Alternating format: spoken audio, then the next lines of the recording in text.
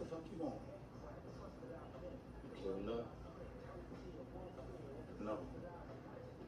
Who you think killed him? Could be anybody. But it wasn't you. I did, I tell you. How I know you telling the truth? Nigga, what I got a lot for?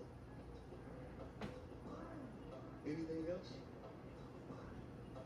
I'm running the mob now. You can have a mob. I need you to tell me that. I can kill you and take over if I wanted to. You kill me. Big Mike gonna take you out. Nigga ain't gonna do shit. What's up, Rearview crew? We're back with another review, and before we get started on The Chi Season 8, Episode 7, I just wanted to let y'all know, for all my Chi core fans, man, I'm sorry that it took me so long to finally watch this episode. It was a hectic weekend, but I was able finally to watch the episode, and man, it did not disappoint, dude. It's one of those slow burning episodes, but we do get some plots that get some foundation and some wheels, if you will, where Bakari is asked by Tiff and Victor to take the fall for the murder of Nuck. So initially, Bakari's like, man, he don't want to do that because he knows that Nuck has people who gonna ride for him. They're trying to convince him that he'll be all right, they'll protect him and things like that, and pretty much threatening him like, if you don't do it, we gonna take you out. Like, they said that in so many words, mainly Tiff, which I feel bad for Bakari. The reason being is because, man, what we see at the end of the episode wasn't even something that he formulated in his head, and neither did I as a viewer. Hearing him talk about what could happen to him, I only thought about the street shit. Like how Smitty and Big, whatever his name is, how they were already like kind of looking for the killer, coming to Tiff's crib, asking her questions and stuff, which is what pushed her off.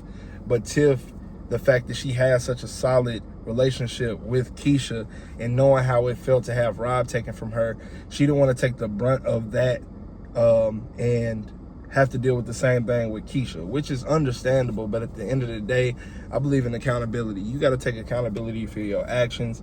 Once she knows that he killed Rob and you got revenge, like, yeah, she'll probably be mad, but at the end of the day, man, like, it's understandable. If you was to do something to Emmett, I feel like Keisha, although she has never had like a street demeanor, she will want justice for Emmett. No telling how she would go about it.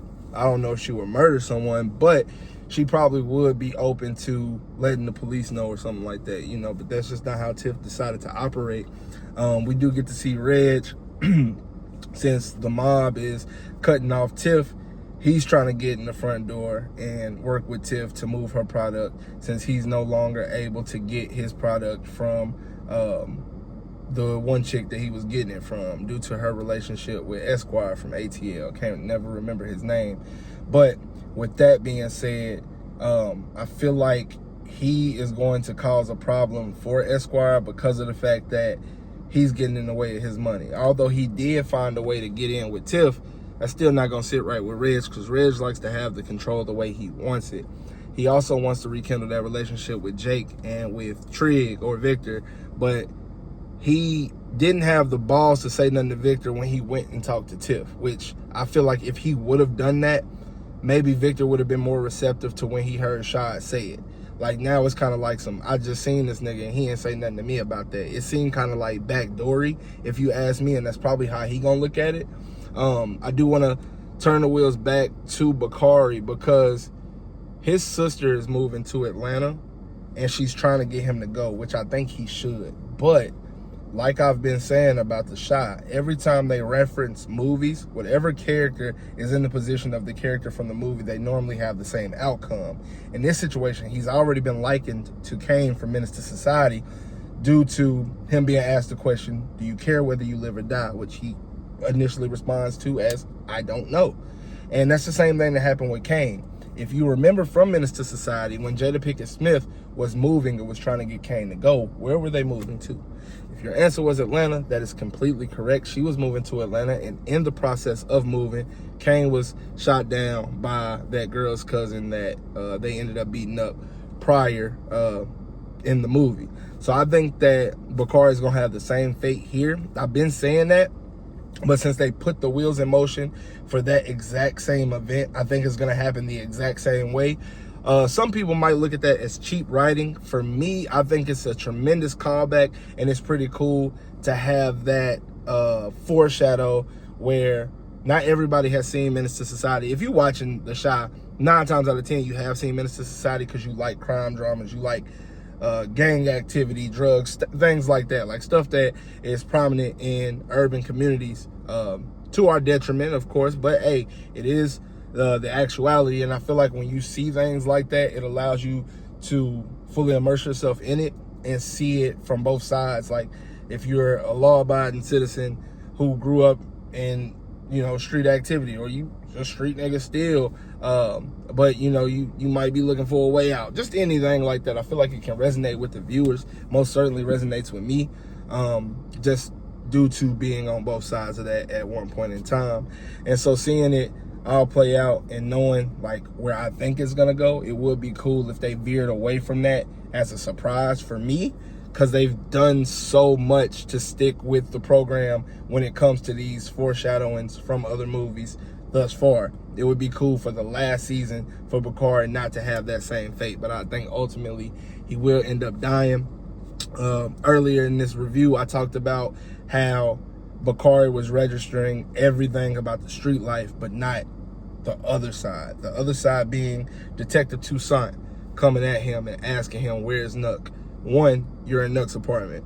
2, she hasn't heard from him. 3, that's her confidential informant. So if you kill a confidential informant, that's the same as killing a cop.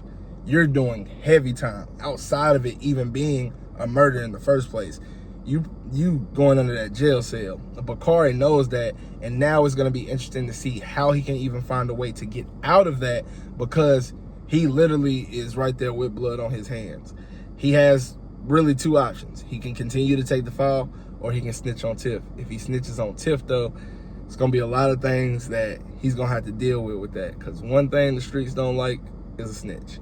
And so it's going to be interesting to see how it all plays out and what the overall resolution will be, because it can go so many ways. And I'm just pleased at the writers for giving us so many different things that we can take away from these episodes and kind of like gauge where things could go.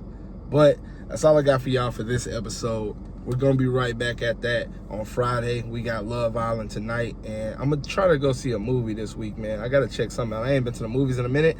Next week, I'm actually going out of town for the J. Cole concert on Saturday, which I might do a little live stream for that, so y'all stay tuned for that. And then I'm going to be on the beach for a wedding as well with my family. So we're going to see how that goes, man. Definitely going to have some interesting times, man. I'm just ready for a vacation, y'all, because I have been working my 9 to 5, been doing these reviews damn near every day because of Love Island. I've had a ton of fun. I love talking with you guys in the comment section on YouTube and TikTok.